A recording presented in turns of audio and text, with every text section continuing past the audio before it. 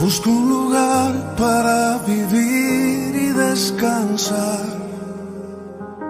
donde no hace falta ni llamar. Un saludo y bienvenidos a todos aquellos que siguen Pan de Vida.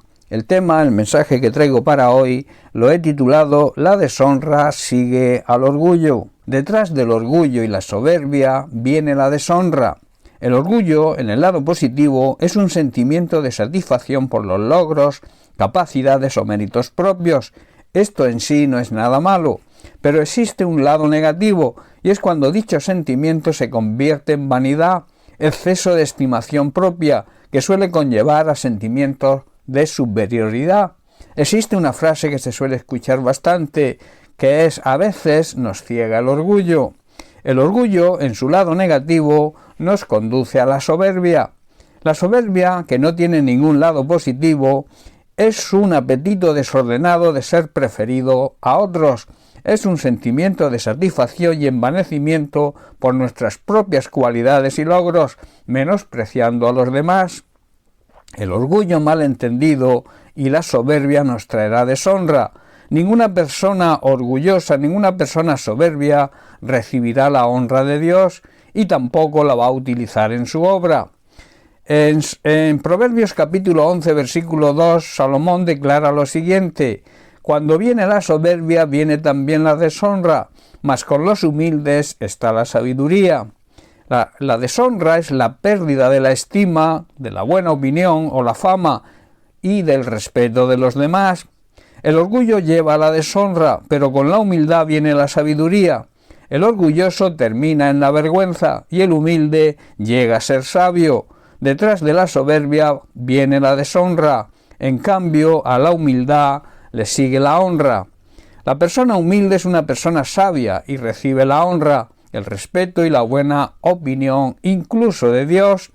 En el Salmo 138, versículo 6, David declara lo siguiente: porque el Señor es excelso y atiende al humilde, mas al altivo, al orgulloso, mira de lejos. Aunque el Señor, quiere decir, es grande, se ocupa de los humildes, pero se mantiene distante de los orgullosos. En el primer libro de Samuel, capítulo 2, versículo 30, el Dios de Israel nos dice: porque yo honraré a los que me honran, y los que me desprecian serán tenidos en poco. El problema surge cuando pensamos que tenemos el control de todo y que sabemos más que nadie. En ese momento es donde nace el orgullo, la autosuficiencia, y esto nos conduce a la soberbia, en vez de confiar en la sabiduría divina, que siempre estará por encima de la sabiduría humana. Otro problema que surge es que se suele caer en un grave error cuando pensamos que Dios nos debe algo. Surge al creernos ser más fieles que otros y a llegar a pensar que debemos ser recompensados de una manera diferente o especial.